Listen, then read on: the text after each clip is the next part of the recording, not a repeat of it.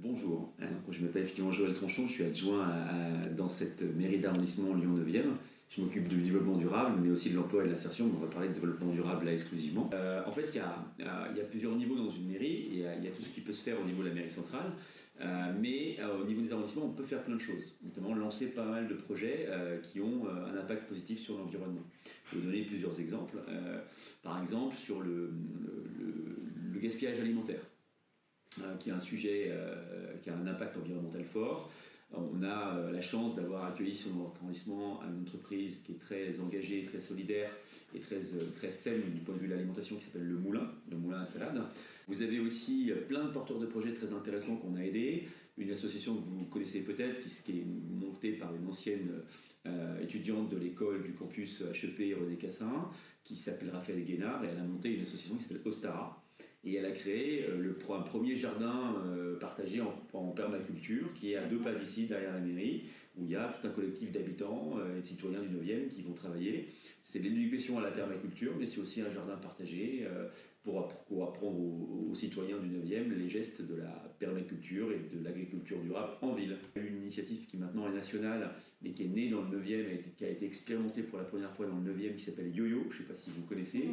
Yo-Yo, c'est une association qui s'est montée en disant pour faciliter en fait le tri des bouteilles plastiques par les habitants. D'accord. En fait, il y a un énorme gaspillage des bouteilles plastiques qui sont très mal recyclées en France. Or, elles se recyclent assez facilement pour en refaire des bouteilles à base justement de déchets d'anciennes bouteilles.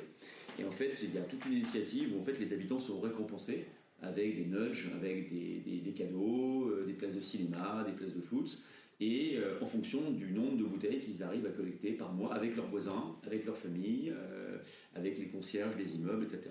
Vous avez aussi dans le domaine de la réparation, du réemploi, parce que c'est fait partie aussi des aspects environnementaux importants à pousser. Vous avez Change de chaîne, qui est une très belle association, qui existe depuis longtemps, mais qu'on a contribué qu'on aime bien nous aider sur le 9e, et qui est installée maintenant.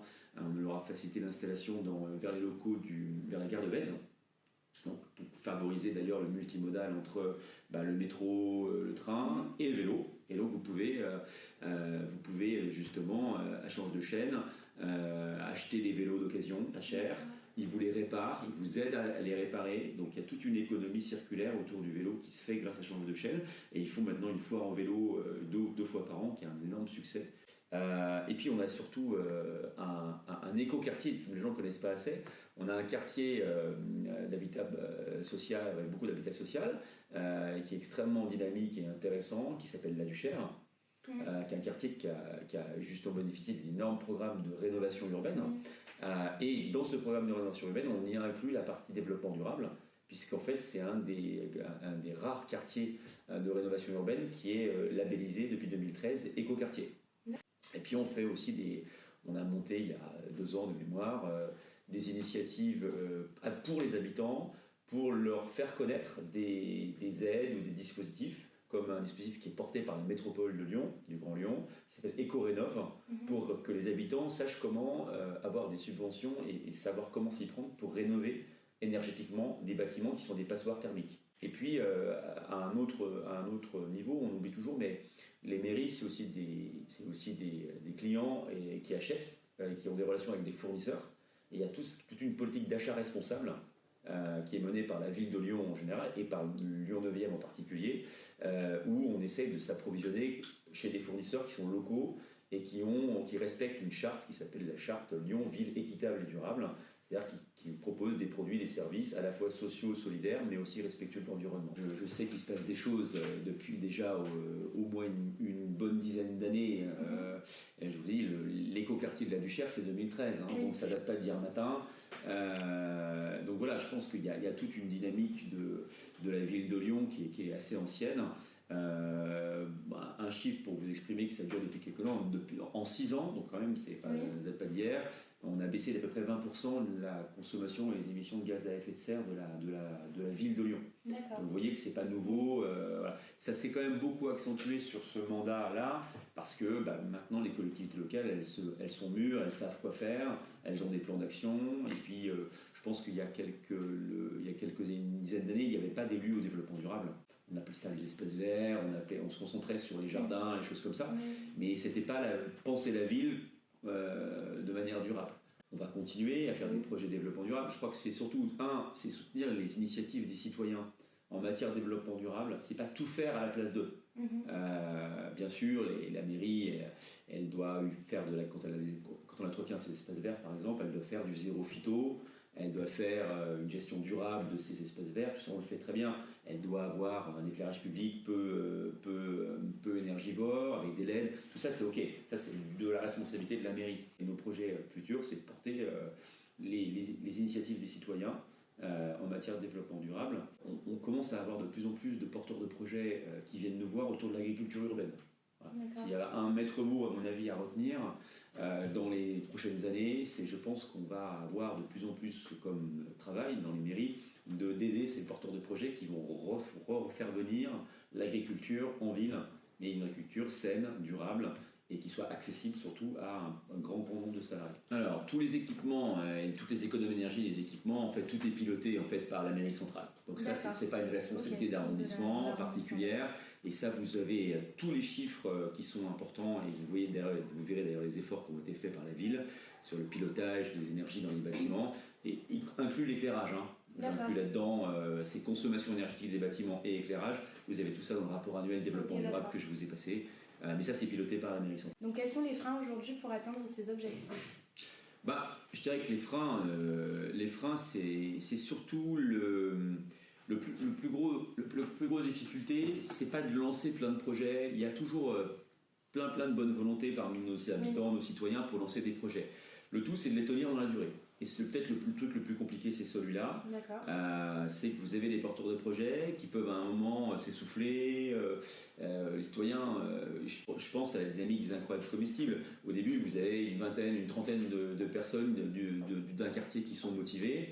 Et puis au bout d'un an et demi, les gens bougent, ils ont d'autres priorités, d'autres projets. Et donc le projet, il faut le réanimer sans cesse. Je pense que c'est ça la difficulté sur le développement durable, c'est un travail du quotidien. Et il faut tout le temps trouver des relais, des porteurs de projets, des acteurs. C'est un engagement quotidien, le développement durable. Le développement durable, c'est pas quelque chose qui coûte forcément de l'argent. Déjà, ça en fait gagner. Quand vous faites des économies d'énergie, vous gagnez de l'argent. Vous gagnez du carbone et vous gagnez de l'argent. Donc il ne faut pas s'imaginer que c'est toujours des dépenses supplémentaires que d'ailleurs les mairies ne pourraient pas s'autoriser à faire. Donc je crois que finalement il ne faut pas penser le développement durable comme un coût, c'est plutôt un investissement et en plus qui peut être rentable à plus ou moins long terme selon les projets. Sur les déchets, alors là aussi c'est quelque chose qui est piloté au niveau de la métropole qu'au niveau de la ville. D'accord. Mais là il y a des très belles initiatives, par exemple la métropole a mis en place ce qu'on appelle et organisé à l'échelon de la métropole des ressourceries, des donneries. Qui sont en fait, avant vous aviez tout un gaspillage d'objets, je parle des jouets, je parle des vélos, je parle des encombrants, des meubles, et en fait tout ça c'était jeté, c'était un gaspillage énorme. Maintenant en fait c'est rénové, réparé et revendu, ce qui fait que ça crée en plus des emplois, et tout ça a été réparti entre plusieurs associations qui en plus s'organisent et coopèrent à l'échelle de la métropole. Non, parce qu'en fait je travaille moi dans le privé parallèle de mon mandat à la mairie, et honnêtement quand je compare les plans d'action de développement durable des mairies et ceux des entreprises, on est sur les mêmes priorités, on a le même souci d'avoir des objectifs quantitatifs, de réduire les émissions de gaz à effet de serre, on est sur les mêmes thèmes. Le développement durable, il n'y a pas de raison que ce soit mieux fait ou moins bien fait par le privé ou par le public. Je pense que c'est un effort de tous et on a tous les mêmes objectifs. Seriez-vous intéressé pour être accompagné dans votre démarche de développement durable ? Alors, accompagner, ça veut dire quoi ? Ça veut dire qu'on a besoin de l'appui des étudiants. La réponse est oui.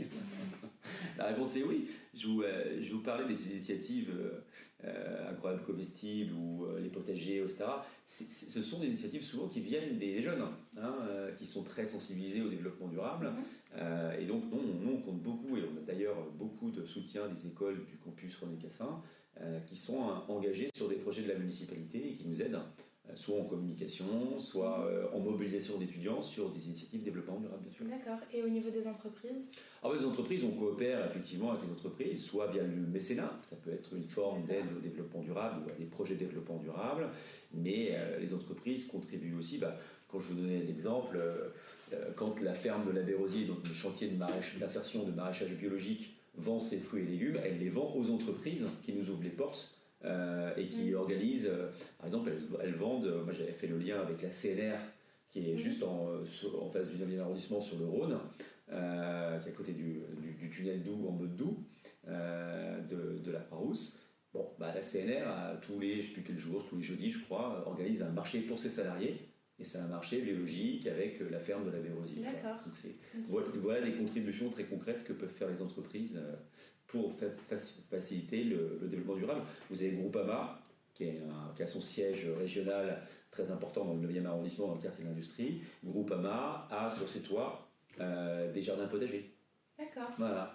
Donc voilà, c'est des choses très concrètes que les entreprises peuvent faire.